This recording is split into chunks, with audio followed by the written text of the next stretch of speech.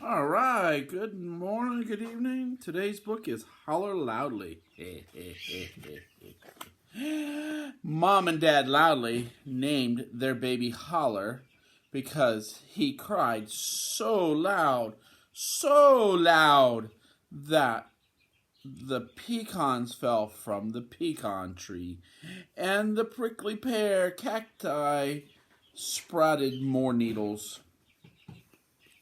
So loud that every hound dog in the county rolled up his ears and tossed back his head to bay so loud. The armadillos woke from their nap, and the turkey I can't read this today. The turkey vultures dropped their feathers. Hush! Folks would tell the holler. Hush! Let's try it this way. Alright. Sorry, I can't do this. Mama and Daddy loved their son. They tried everything to get Holler to speak more softly. When he was a baby, they said hush nicely. When he was a toddler, they said hush sternly. And finally, when he was old enough to go to school, they found themselves shouting hush, but it was no use. Every few generations, a loudly baby was just born loud, and Holler had been a lucky one. That sounds familiar, doesn't it? Holler loved school. He loved art and music. He loved reading and writing, and he loved facts and figures. But every time he exclaimed, "Yippee-ti-I-O, I love math," His words came out too loud, so loud that Mr. Smarty Chalk burst into dust, and the students ducked for cover. Minnie Bell said, "Hush, nobody cares." Jimmy Joe said, "Hush, you're annoying." And Mr. Smarty said, "Hush, no recess for you." Holler didn't like missing recess.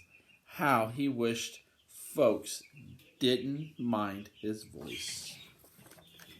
Uh-oh. Holler loved to go to the big old theater. He loved to stand in line for tickets. He loved to sit in the velvet seats. And he loved to see the show. But every time he exclaimed, "Yeehaw! I love movies," the words came out too loud, so loud that he rattled the chandeliers and flattened Miss Poofy's hair. The ticket seller called, "Hush, I'm trying to count change." The lovebirds called, Hush, here come the previews." And the usher called, "Hush, you've got to go." Holler didn't like having to leave the movie theater. How he wished folks didn't mind his voice. Holler loved fishing with Gramps and Gus. He loved baiting his hook with tamales. He loved floating in Grandpa's boat, and he loved catching catfish. But every time he exclaimed, "Yahoo!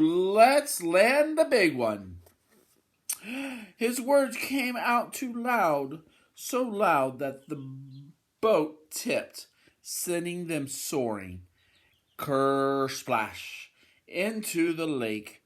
The catfish yelled, "Hush, we're out of here." Gus yelled, "Hush, there goes my dinner." And Gramps yelled, "Hush, no more fishing today." Holler didn't like being all wet. How he wished Gramps and cats and catfish didn't mind his voice. Holler was feeling blue, so Mama and Daddy took him to the state fair. He loved cotton candy, he loved the Ferris wheel, and he loved the prize winning livestock. But when he called, Suey! Holler was so loud that the hogs broke free, then the cattle stampeded, and the whole fair shut down. Mama panicked. Patience had run out. Daddy's devotion had worn thin, but Gramps' barbershop quartet was singing in town square. So they went to hear Holler loved Gramps. He loved Gramps' cat Gus, and he loved their barber quartet. Howdy, look like rain. Holler yelled over the singing. Hush, Daddy scolded. You're distracting. Hush, Mama scolded. Nobody can hear the music. Hush, the whole town scolded. That's enough. Wow, the whole town mad at him. So finally Holler hushed, and the quartet crooned on. It didn't seem fair, though.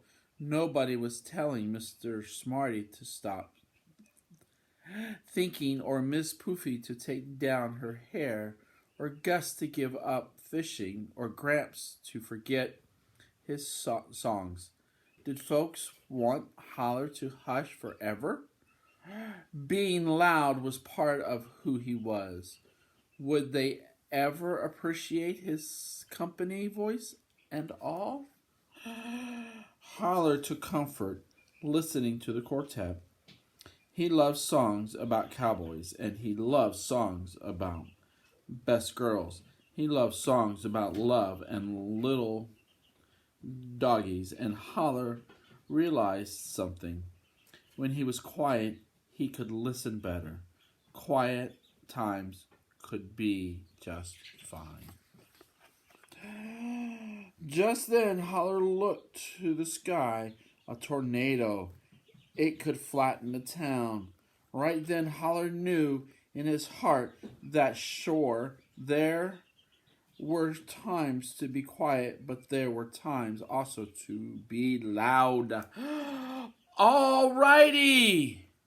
He hollered loud, so loud that the land rolled and rumbled, rippled and shimmered and shook, so loud that 10-gallon hats soared into the sky, so loud that Mama and Daddy, Gramps and Gus, and men and women, boys and girls, sailed whoosh, puff, plume, off their boot heels. Go away! Holler shouted at the tornado, which blew a raspberry at him. I mean it, he threatened on his way to the gazebo. Bah, laughed the twister. Listen up, you big bag of wind.